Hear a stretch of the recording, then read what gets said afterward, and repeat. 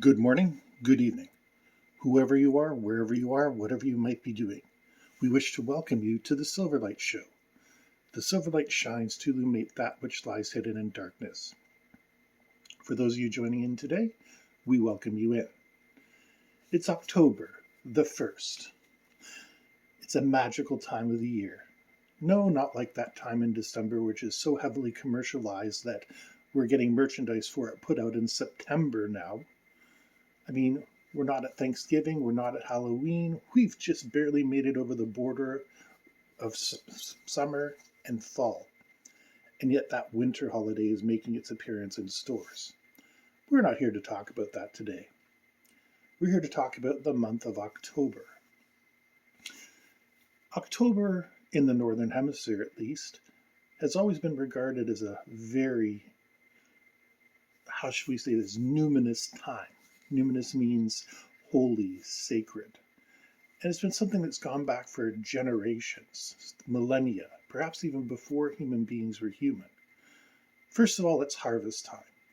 Now, as far as we know, Homo sapiens sapiens are the first to really get crops going. There is some evidence that people were harvesting wheat 30, 40,000 years ago, and our species is only about 200,000 years old. But the truth is, we know Homo erectus managed to survive in a lot of places. And the truth is, in places like Europe, in places like North America, and in places like Asia, if you don't hunt and you don't fish, if you haven't finished gathering everything, you're going to starve in a matter of weeks. So, October, or this time of year, marks the turning point between seasons, between summer and winter. Humans like polarities, two very different phenomena. Summer, carefree, spring, summer, where it's warm and nice and everything, versus winter, where everything is cold and wretched. And this is the in-between time. And indeed, our species has really internalized that in-between time. Anybody who's lived in a climate knows that this is a time where you feel tired earlier. You don't have as much energy as you did during the summer. And that's because we're undergoing a natural shift. But also our bodies are reacting to the world around us. We're programmed to start conserving energy because winter is hell. If you burn 2,000 calories a day during the regular year, you're going to burn at least 2,500 during winter. That's just the facts of energy and what your body needs to stay alive. Besides this, there's a psychological factor. I mean, this is when the cold rolls in, when you start to feel chilled to the bone. And it's also really the point where days get shorter and nights get longer. And this has a significant impact on the human mind. I mean, there's always day people and night owls, or as I prefer to call them, nighthawks. There's always a certain number of people that are going to be nocturnal, while most people are diurnal. Diurnal is the opposite of nocturnal, just in case you were wondering. And the day people don't understand the night people. It's something that I've heard 1,000 times. Hey, Silverlight, why are you so lazy? You got up so late. Yeah, because I worked until 7 o'clock in the morning. While you were sleeping, I was busy making things happen. All sorts of places offer all-day breakfasts. Nowhere offers all-day dinner. And when you get off of work at 7 o'clock in the morning, you don't want bacon and eggs. You want something substantial, whether it's a veggie sub or whatever your preference might be. But again, it's the day people ignoring the night people. But the night people, the nocturnal ones, are the most essential, especially around this time of year. During spring, when everything is nice and new and fresh, and summer, you still have to be vigilant about your whereabouts. I mean, when you're asleep in the middle of the night, no matter how much security you have, no matter how many locks are on the door, when you hear that thunk in the middle of the night, we're going to wake up in bed, shoot up and take a look around you. Just because that's the way we're programmed. In olden times, and for a lot of people in modern times, there's a threat that there could be a lion, a tiger, a bear, whatever have you, waiting to get you. And you need to be alert. So the day people depend on the nocturnal people because the day people are quite good at rallying around themselves and protecting themselves, whereas the night people are the ones that hold the lonely vigil, that will raise the town when things go wrong. And they're the ones that solve the problems while everybody else is asleep. It's important this time of year because you'll notice that nocturnal people tend to enjoy the fall. Day people enjoy spring and summer. Nocturnal people tend to enjoy the fall. Some people enjoy winter. I'm not going to say anything bad about them. Everybody's entitled to whatever they like. But the reason is people who are used to nights are also used to navigating that space between worlds, which is what October is. It's between summer and winter, that numinous time. Numinous means holy. So when you get people who are used to having things their way, the diurnal people, and business happens from 9 to 5 and that's it, and they're going to go to bed at 11 o'clock after watching the news and wake up at 7 so that they can start the next day, this is a dead area for them. To them, that thing that goes thump in the night is as mysterious as possible. Whereas the nocturnal person knows, hey, that's the cat playing with stuff. Nothing to worry about. When you're talking about the change of seasons, the earth itself is changing. First of all, little things like a lot of animals are flying south. A lot of humans are flying south too, but we'll leave the snowbirds out of this for now. And just as things are going south, plants are putting in their last effort to produce some fruit. So if you have some tomatoes on the vine, cut any new flowers off. They aren't going anywhere. Get the energy into those tomatoes. And that's just a part of navigating between worlds. Now, October is a time where the veil between worlds is supposedly weakened. And while I've done a lot of research into the paranormal, and I haven't seen much evidence to say that in October more strange things happen, the important part is people think it happens. There's a psychological process called reification where if you believe something hard enough, you can make it real. And that's what people do. They get themselves set up where they're going to have a spooky October and, whether it has significance or not, they think more things happen. Now, it is true that people go missing all times of the year. But this time of year, people have attach a special significance to it.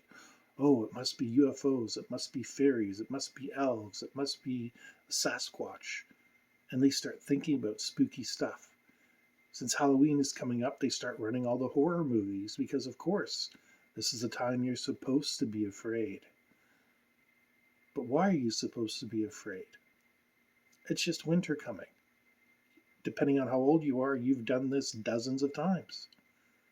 And it's not actually that terrible as long as you have a decent jacket, somewhere that you can live, and a little bit of heat, and some food. Winter's not really that terrible. It's just our perception of it. Old man winter come to chill you to the bones. And this is the announcement of his arrival. We're between worlds, just like the difference between day and night people. Night people can transition towards the day, whereas day people have difficulty at night. And since we're between worlds, those of us who are more mystic have an easier time navigating between worlds. We can see things that other people cannot see. We can experience things that other people simply do not get. Yes, it's very comfortable to be sitting back and saying, vampires aren't real, ghosts aren't real. That's all true until something goes thump in the night.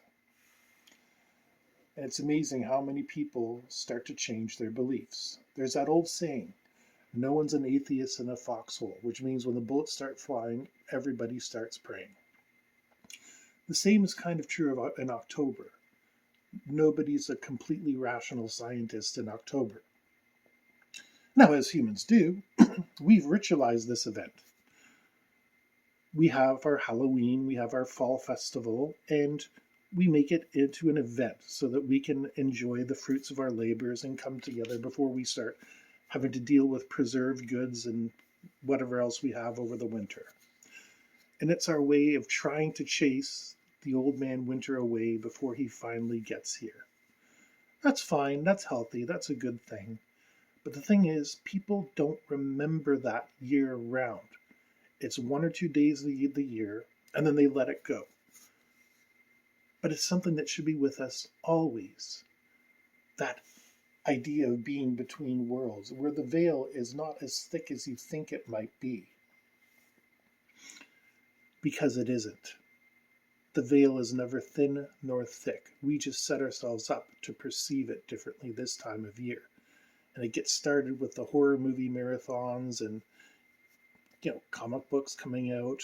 Whatever the latest bestseller is usually something spooky this time of year. And believe me, authors can make a lot of money off of selling spooky stories. And I should know. But anyway, the important thing to remember is this is the month when the ghosts and the goblins come out. Because just as we give thanks to the divine for the harvest, we also have to remember the spirits of our ancestors and the spirits that may be hostile to us. This isn't pagan, this isn't Christian, it's kind of agreed upon by almost all religions. Justifying it scientifically is difficult, aside from the psychological framework that I've laid out before. And it's not something that needs to be overcome. It's quite healthy.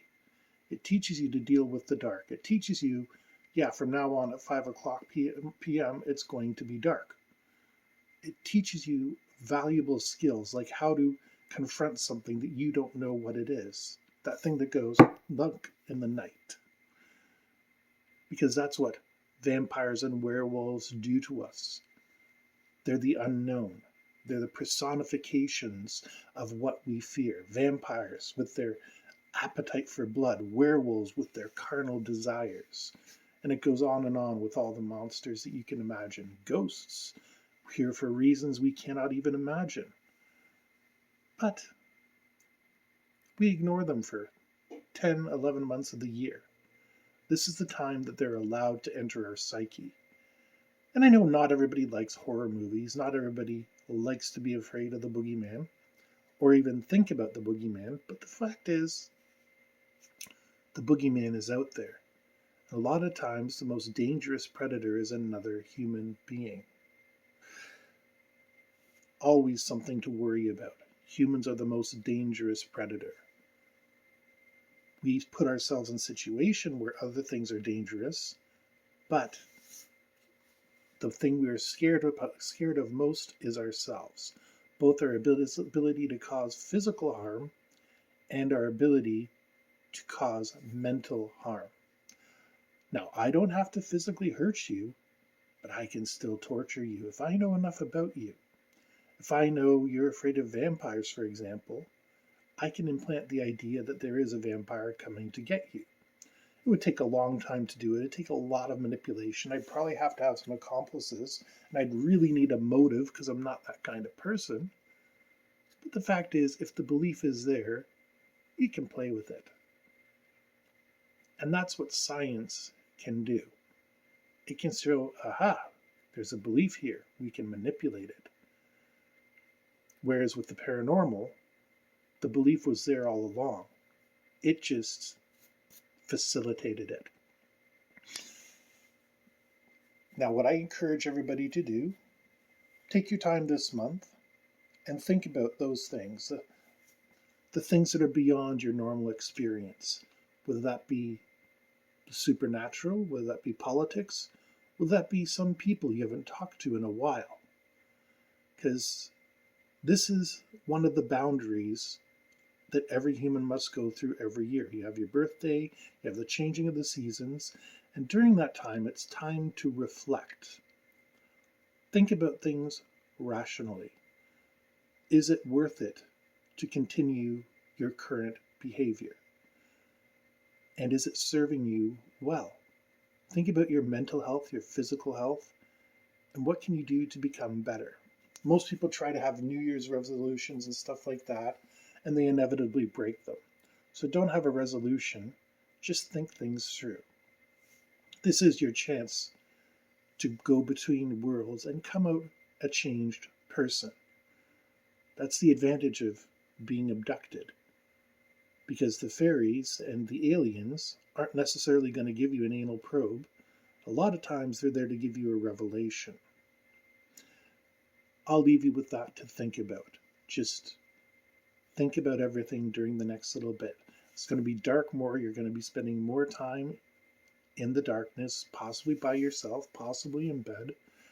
So just keep thinking of what it is you want from the world and what it is that you can do for the world during this time of crossing. And remember, the ghosts, the vampires, the gremlins, what have you, they'll be there. It's just a matter of how you decide to welcome them into your life. We wish to thank you for tuning in to this episode of the Silverlight Show. If you enjoyed it, please click like, share, and subscribe. And to everybody else, we hope you have a fantastic day.